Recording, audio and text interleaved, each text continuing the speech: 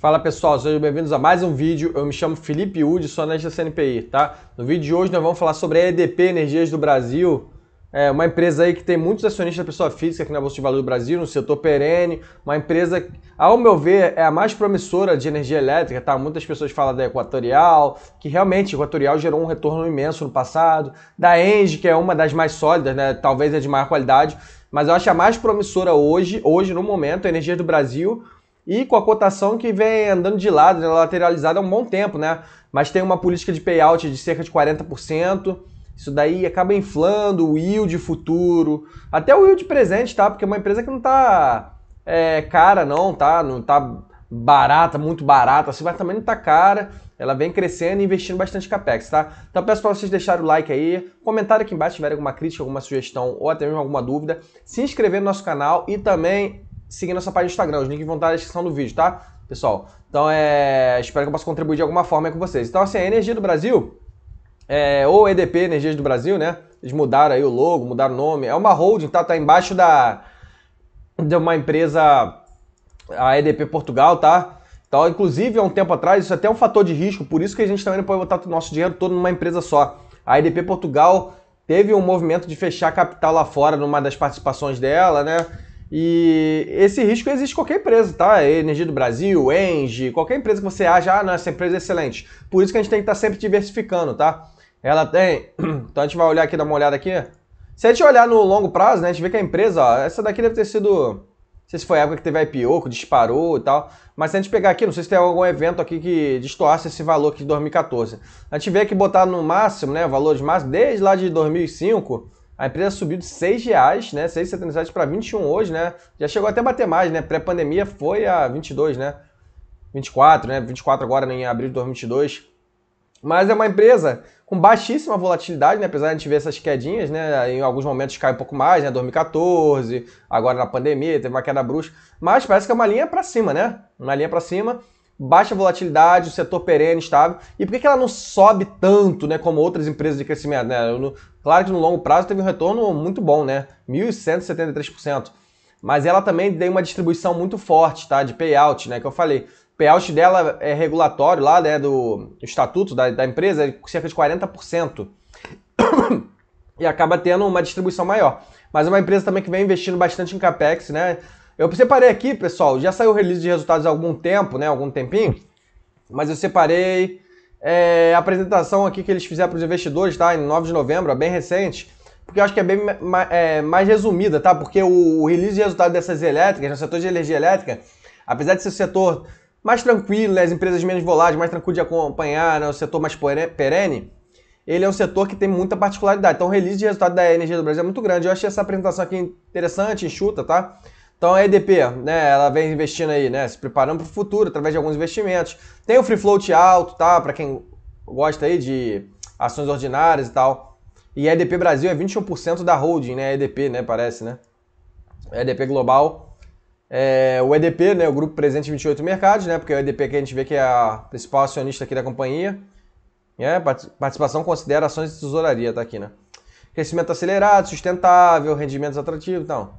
Visão do grupo para 2021 e 2025. Tá? Até achei essa apresentação interessante para a gente ver o futuro dela, né? O que a gente espera da EDP. Então a EDP investe no Brasil há mais de 25 anos, tá? Eu falei a introdução falando da questão do risco, né? De governança, né? A EDP sinalizou alguns anos atrás de fechar capital lá fora, né?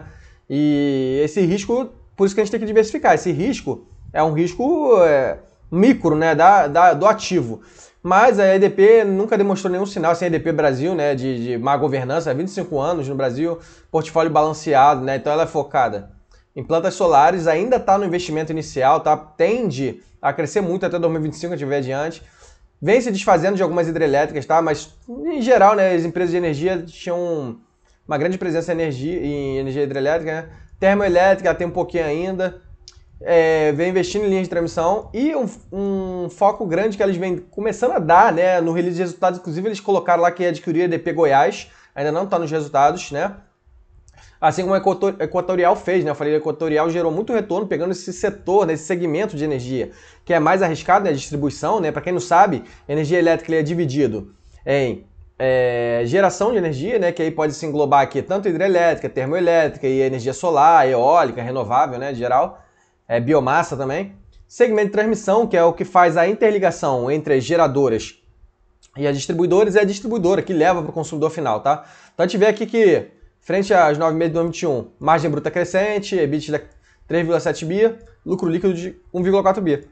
Então, até por isso, é uma empresa que tem um payout alto, tá? Porque ela dá um lucro, tá? A gente vê, tem empresa em segmento perene, acho que já fiz alguns vídeos aqui, agora não vai vir na cabeça, mas tem empresas aí em segmento perene de energia, de saneamento, dando prejuízo, né? É muito preocupante.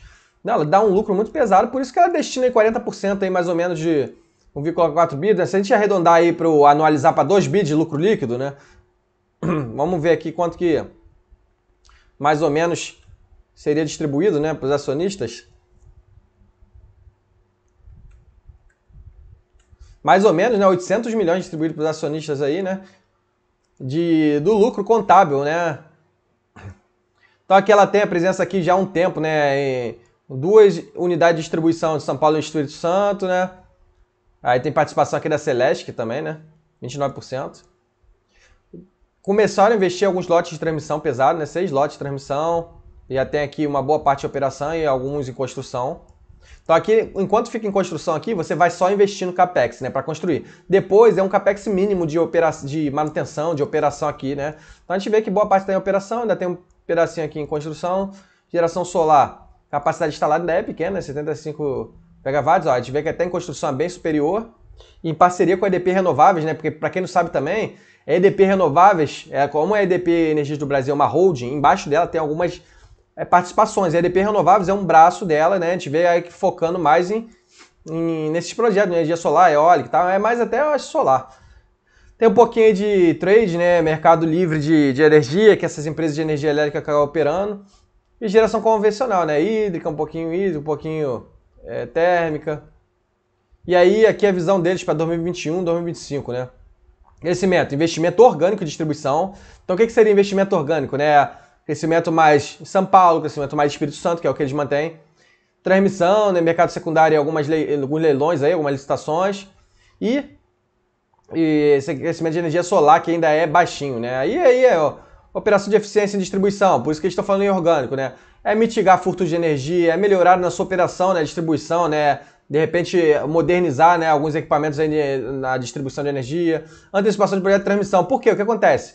Você só começa a receber, né, o RAP é Receita Anual Permitida, né, que é o tipo de receita que você recebe em linhas de transmissão, depois que entra em operação a sua malha de transmissão. Enquanto isso, você não recebe, né? Então, até quando tem algumas interrupções no serviço, né, a gente vai ver mais adiante falando sobre o período que ficou em operação, né, as malhas de transmissão da energia do Brasil, você ainda não recebe. Então, quanto antes você concluir, né, com uma eficiência, né, esse projeto de transmissão, mais rápido você vai receber, né? A gente vê lá que tem pouco ainda, né? A maior parte está em operação, né? Um pouquinho aqui em construção ainda. Reciclagem de portfólio, rotação de ativos, então eles querem melhorar aí um pouquinho, né? Seleção de investimento e alta rentabilidade. Então, assim, eu falei lá, energia solar, eles estão prometendo já desde 2020, mais ou menos, um investimento aí mais pesado. Mas eles também não querem sair investindo em qualquer coisa, né? Investimento em alta rentabilidade. Realmente, né? Não adianta sair saindo comprando por comprar. Aí vai falar um pouquinho da política de dividendos, né? Que eu falei já de 40%. Então é um ativo seguro, é um ativo investindo, né? Investindo para crescimento também. E com uma política de dividendos. Então, assim, eu acho que mexe um pouquinho de tudo, né? É uma empresa flexível. Roda com uma alavancagem um pouquinho altinha, mas é uma empresa forte geradora de caixa. Um rating até precifica isso daí, né?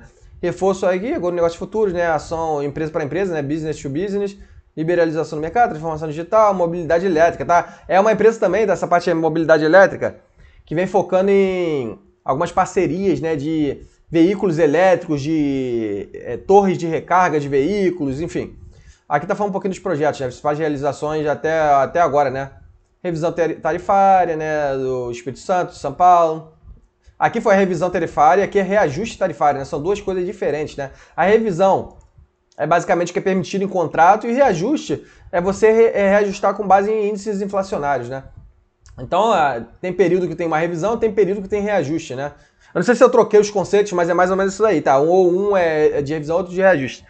Aqui a conclusão de entrada e operação de algumas malhas de transmissão, então acabou que entrou aqui já nesse trimestre, né, um pedaço. Conclusão da aquisição EDP Goiás, que eu tinha falado anteriormente, mas que ainda não entrou no foco. Anúncio do projeto solar Novo Oriente, então eles vêm investindo no projeto solar. Reestruturação da dívida de P100, né, que é uma participação que eles têm aí de geração. E assinatura do contrato de venda de unidade hidrelétrica de Mascarenhas. Então eles vêm se desfazendo de algumas unidades, ó, melhores unidades hidrelétricas também. Aqui falando do EBITDA ajustado e tal. Então o EBITDA terceiro tri de 2020 cresceu. Né? Aqui 2021 também, frente a 2021. E aqui, né, tem o EBITDA e o EBITDA ajustado, né? O ajustado tem um pouquinho menor, né? Então a empresa, se a gente comparar aqui tanto o ajustado quanto o EBITDA que foi reportado, né, fiscal, a gente vê que a empresa crescendo, né, ano contra ano. Parece um reloginho, né? Lucro líquido cresceu, o lucro líquido já cresce um pouquinho menos, de repente o resultado financeiro pesou aqui, né, um pouquinho nesse ano, né, vamos ver depois, mas não é o melhor indicador. E o CAPEX bem pesado, né, o CAPEX por trimestre, né, o CAPEX. Mas é o que eu falei, né, é uma empresa sólida de distribuição de dividendos e também de crescimento, tá? Então, ajustar para o negócio, né, a gente vê que a distribuição tem uma parte aqui, transmissão começou a entrar aqui nesse trimestre um pouquinho maior, né, mas distribuição ainda é maior, tá? É porque transmissão entrou aqui, regulatório, né? Geração hídrica está reduzindo, térmica também, é mais caro. E a EBITDA cresceu, né? Aqui é alguma coisa, transmissão de FRS, né? De acordo com normas contábeis, aí, de repente aqui já tá para receber, né? Ou já está em operação e acaba contabilizando aqui, né? Aqui, ó, distribuição, né? Os principais efeitos, reajuste anual, esse reajuste anual e a revisão é o que está em contrato, né? Que é de período em período, reajustes anuais de acordo com índices inflacionários.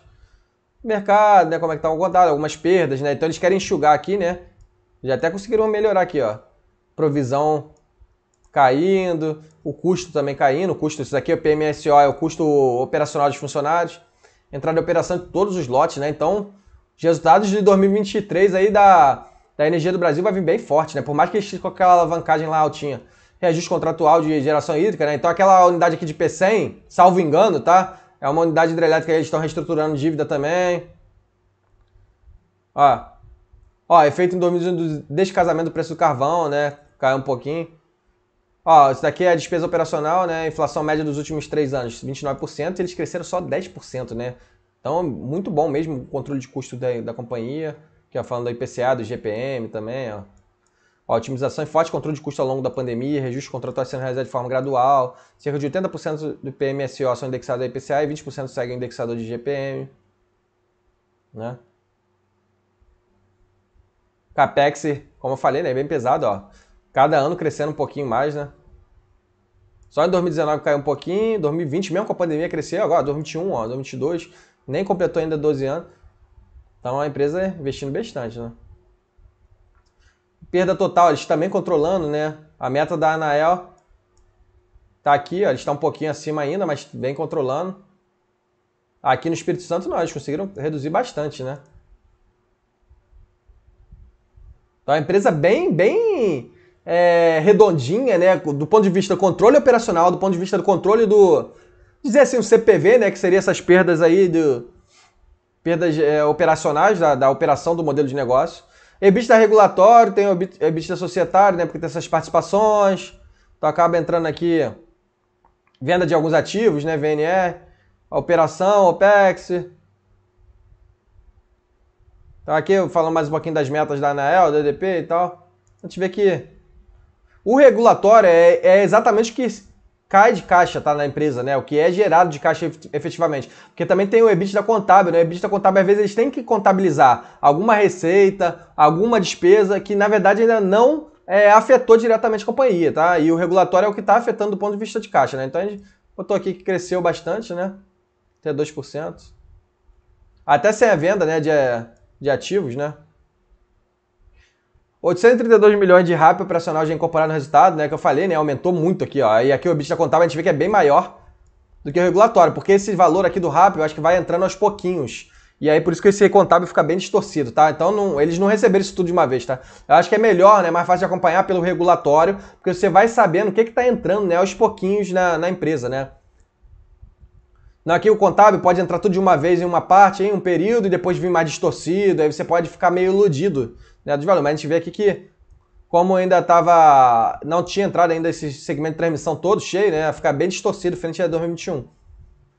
Ó, mas 90% do portfólio é operação, lote 1 avanço de 13%. Então a empresa bem adiantada, né? Aqui falando do rápido portfólio, boa parte aqui, ó, EDP Aliança Santa Catarina, EDP Litoral Sul, tem um pequenininho ainda. Ainda tem aqui EDP Goiás, EDP Transmissão Norte, pequenininho, e EDP São Paulo Minas, né? Fator de disponibilidade, que eu tinha falado anteriormente, né? Ó, quase tudo 100%, só o Goiás aqui 99,95%. Então, isso aqui que afeta também, né, o RAP, né? Porque eles têm a RAP contratada, mas se você não tiver disponível a tua linha de transmissão, porque assim, como é que funciona exatamente? Você tem a tua malha lá contratada, né, para as empresas, né, geradoras, distribuições fazerem interligação, por um valor fixo, que é essa RAP. Só que assim, independente do volume de energia trafegada, seja a energia trafegou lá 100 gigawatts, depois trafegou no mês anterior 500 gigawatts, eu não sei exatamente qual é a métrica, né, que trafega aí de energia, mas a tua malha de transmissão vai sempre ter uma RAP fixa em contrato, tá? Então o que influencia ali mais é esse fator de disponibilidade. Então a gente vê que redondinho esse fator.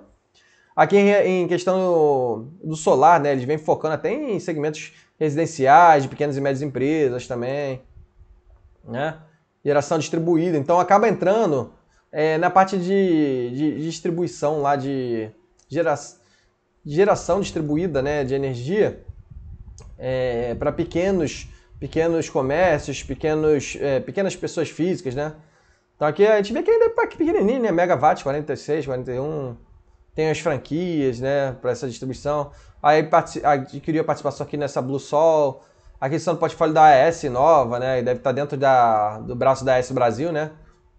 Presente em 9 estados, lidera o segmento. Ó, tá construindo aqui mais, ó, Monte Verde, Utility Scale, Casal Rio Grande do Norte, Novo Oriente, né? Ilha Solteiro. Então eles vêm fazendo aqui, ó, algumas outorgas já foram emitidas, mas ainda não entraram em operação, né? Algumas aquisições que vão aumentar bastante, né? Aqui, ó, 266, 321, pronto, contra aqui a residencial instalada, né? 46, 75, essa geração distribuída, né? Ainda até que os terrenos, né? Ó, 288 terrenos prospectados, 28 projetos viáveis. Na verdade, isso aqui foram que eles prospectaram e só o que eles acharam viável 28, né? Mas a gente vê que o pipeline ainda é bem pequenininho. Então, esses projetos aqui, ó, que ainda vão entrar em operação, vão começar a refletir até lá 2025. Acho que tem um gráfico mais à frente falando que a participação da receita deles em energia solar tende a crescer muito até 2025. Experiência de gestão de clientes, ampla carteira de clientes, né? Aqui, ó, EDP mais EDP renováveis, né? E aqui EDP líder em comercialização no Mercado Livre, né? Então eles geram e comercializam no Mercado Livre. E aqui EDP renováveis, a experiência de desenvolvimento, construção e operação em níveis competitivos. Vamos lá. Aqui falando um pouquinho do endividamento, né? Então a gente vê que a dívida líquida deles é mais focada aqui, era em distribuição, né? Que é o segmento aí que eles, inclusive, eles não querem largar, porque eles estão gerando um retorno bom, até com esses reajustes, revisão, né? Controle de perdas que a gente viu lá atrás, né? Dívida líquida deles é até altinha, né? Mas a empresa gera um EBITDA forte, né? Não sei se a gente já passou. Térmica é bem pequenininha, estão se desfazendo, geração hídrica também reduzindo, né? Aí tem aqui transmissão, né? Tem uma parte aqui grande, né? Até somando até maior que distribuição, porque eles começaram a investir agora, né? Uma parte atrelada em PCA e outra em CDI. Por que essa parte aqui é atrelada mais em distribuição? É menos volátil, né? Tem umas perdas maiores, né? Se você tiver um descasamento aí entre tua dívida e tua receita. Mas na de transmissão, como tem esse RAP mais fixo, né? Estagnado, né, ao longo do tempo, no contrato, eles conseguem fixar aqui vinculado ao IPCA e uma parte ao CDI, né? Custo médio 9,9%, então o custo médio, né, chega até a ser próximo, não sei se aqui embaixo está falando. Não, chega a ser perto, tá, do WACC, que é aquele custo médio ponderado de capital que a gente usa para cálculo de valuation, né? Então a gente vê que o custo médio desde baixo, tá? Então às vezes, por que essas empresas também têm uma volatilidade menor, até quando o Selic sobe, inflação sobe? Porque o custo deles também é mais estável, né, do que outras empresas de crescimento, tá? A dívida líquida de 10,6 bi, mas 2,4 vezes EBITDA, tranquilo, né? Então o que eu falei, né? Fora que a empresa deve ter um caixa, né? O prazo médio da dívida é pequenininho ainda, tá? E em alguns casos isso aqui pode ser prejudicial, né? Porque a empresa pode poderia, não é o caso da EDP, né? Mas poderia estar sufocada ali com a dívida pesando no curto prazo, no fluxo de caixa. Não é o caso da EDP, que ela gera muito caixa, Mas no caso dela eu vejo até como positivo, porque ela está com endividamento de curto prazo, o EBITDA dela é 2,4 vezes só a dívida líquida, e quando ela quitar esse endividamento, ela pode vir com outro endividamento para continuar crescendo, né? Aqui fala um pouquinho de ESG, né? Então a gente também vem crescendo nesses indicadores, mulheres em cargos de liderança. É até interessante, né? No caso da EDP, eu acho que é interessante porque eles vêm mostrando, né, que vão crescendo. Aumento da base de fornecedores locais, porque você está investindo no mercado doméstico, investimento em projetos socioambientais, até investindo também em projetos de energias renováveis, né? Aqui, ó, controle remoto, Estado de Minas e Rio de Janeiro, né, de energia. Enfim. Aqui fala em estratégia do futuro, né? É o que eu tinha falado, né?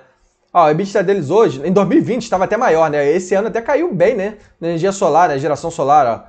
Caiu de 7% em 2020 para 4%. É até curioso isso, né? Na transmissão, ó, salto de 1% para 12%. Então eles vêm fazendo o que eles prometeram, né? Transmissão, geração convencional, ó, de 29% caiu para 24%. Então eles vêm se desfazendo de ativos. E térmica, mais ainda, ó, de 23% para 14%. Isso atualmente. Em 2025, eles querem reduzir ainda mais a geração hídrica, aumentar mais ainda a distribuição, né? Então a gente nem faz distribuição, né? Aumentou um pouquinho através de crescimentos orgânicos, né? Mas eles fizeram aquisição também da EDP Goiás. Eu não sei se a EDP Goiás enquadra aqui só a distribuição, mas eu tinha visto no release falando que tinha um braço de distribuição da EDP Goiás, mas aqui nessa apresentação fala mais de malha de transmissão, né? E óleo solar, né? O salto, né? De 4%, né? Aqui teve uma queda em 2022 para 10%, né? Geração térmica. Eles querem... Cadê? Geração térmica, qual a corzinha aqui? Eu até me perdi. Sumir, né, com geração térmica aqui até 2025. Então é basicamente isso aí. Então, a gente vê... E o CAPEX, né? A gente vê que o CAPEX deles, ó. Investimento com criação de valor alinhado com a política de dividendos, né? Então a gente vê que é uma empresa que vem investindo para crescer, vem com política de dividendos e com uma alavancagem equilibrada, né? Também tem isso, né? Porque não adianta a pessoa sair se endividando. Eu até falei um caso recentemente, né, de um clube de futebol, da Eco Rodovias, parece que está pegando dívida para pagar dividendos, né? Então não faz sentido. Não é o caso dela. Ela gera caixa tanto para dividendos como para criação, né? Criação de valor, que é a geração, esse investimento aqui nessas operações de distribuição, malha de transmissão, nessa segmento de energia solar e com a alavancagem tranquila, né? O CAPEX deles, a gente vê que 37% já foi realizado, está bem adiantado, tá? Ainda falta aí quase 4 anos, né? Até um pouquinho menos, né? Mas a empresa já investiu aqui pesado. Em distribuição, 54%, e está dando retorno, a gente vê que as perdas estão reduzindo. 27% de geração solar, ainda está um pouquinho menor. Se desfazendo aqui, né? De geração térmica, geração convencional. Só a manutenção, né? Que basicamente, né? E... esse roxinho aqui é transmissão, né? Parece que é transmissão. É transmissão? Não entendi esse roxinho aqui. O que é esse roxinho? Porque não estava aqui no outro gráfico. Então, acho que basicamente é isso aí, tá, pessoal? Espero que eu possa ter ajudado vocês com mais esse vídeo aí da EDP Energia do Brasil. Eu gosto bastante da empresa, tá? É uma empresa aí que eu venho acompanhando já há um bom tempo. É uma empresa sólida tanto para dividendo como para crescimento e gerando valor, né, sem se endividar muito, sem sair distribuindo tudo. É uma empresa aí que vem trabalhando de maneira proporcional. Espero que vocês tenham gostado, peço deixar um like aí, para vocês deixarem um like, se inscrever no nosso canal e seguir nossa página no Instagram, tá? Os links vão estar na descrição do vídeo. Valeu, forte abraço!